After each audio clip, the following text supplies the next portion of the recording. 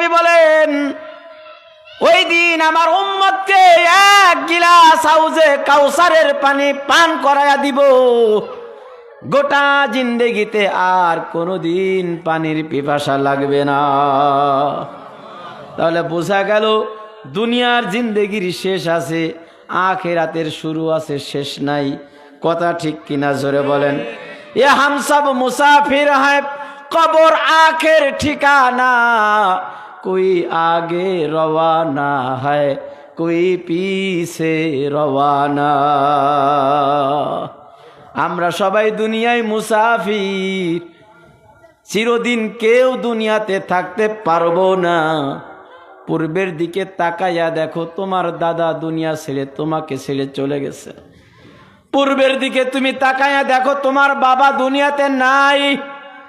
একটু পিছনে ফিরে তাকিয়ে দেখো, তোমার মাকে তুমি নিজের হাতে কবরের মধ্যে শোয়া, ওই কোটি কোটি মন মাটি চাপা দিয়া, বাঁশের ছাউনি দিয়া ওই অন্ধকার করে ঢুকায়া রাখছো, শোয়ায় আসছো।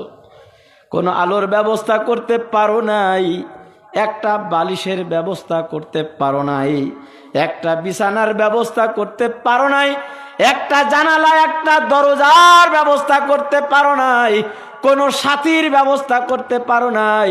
তুমি সন্তান হওয়ার পরেও তুমি তোমার মা তোমার বাবার সাথে সাথী হয়ে কবরে থাকতে পারো না। কথা ঠিক কিনা জোরে বলেন। বাবার এটা তো সিরিয়ালের মৃত্যু। দাদা আগে মরবে, তারপর বাবা মরবে, তারপর মা মরবে। এটা তো সিরিয়ালের মৃত্যু।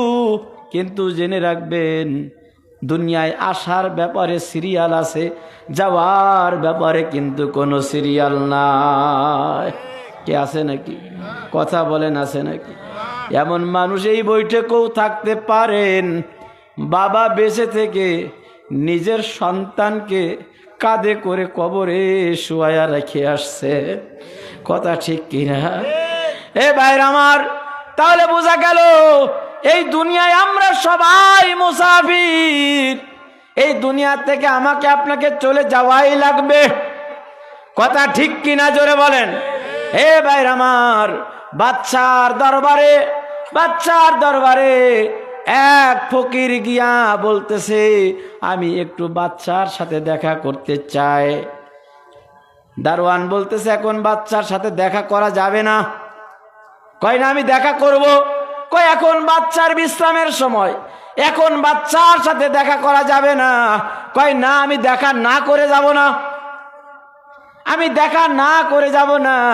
আমার বন্ধুগণ, তাহলে বলে তুমি তাহলে অপেক্ষা করো, আমি একটু অনুমতি পাই কিনা দেখে আসি।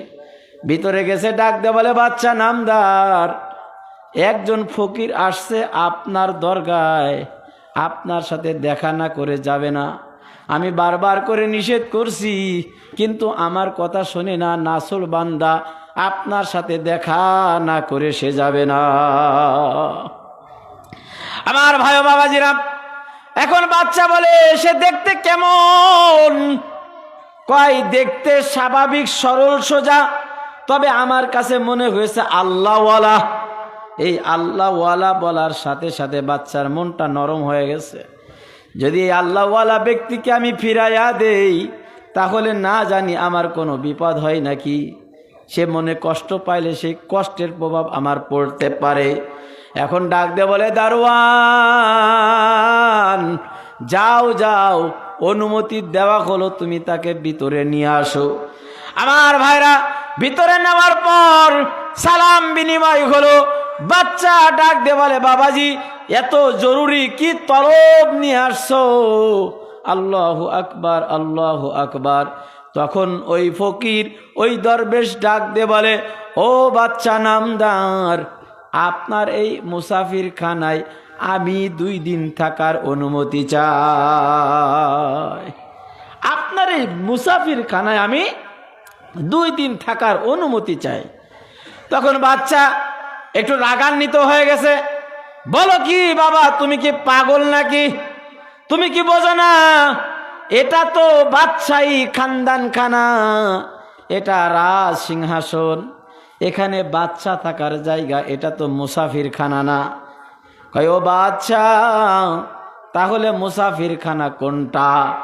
এখন ডাক দিয়ে বলে, ও বাবাজি, ওই যে দেখা যায় ছোট্ট একটা কাছারি ঘর, ওই কাছারি ঘরটাই হলো মুসাফিরখানা। তুমি ইচ্ছা করলে ওখানে 2-4 দিন থাকতে পারো, আবার যাবা, কয়েকদিন পরে আবার আসবা, আবার থাকবা। অর্থাৎ আসা যাওয়া, থাকা না থাকার ব্যাপারে তোমার ওই মুসাফিরখানায় পুরাপুরি স্বাধীনতা।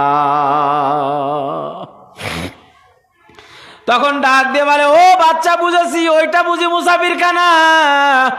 কয় হ্যাঁ, ওটা মুসাফিরখানা। কয় আপনার এই রাজ সিংহাসনে আপনার আগে কে ছিল? কয় আমার বাবা ছিল। কয় তিনি কোথায় গেছেন? কয় তিনি মারা গেছেন।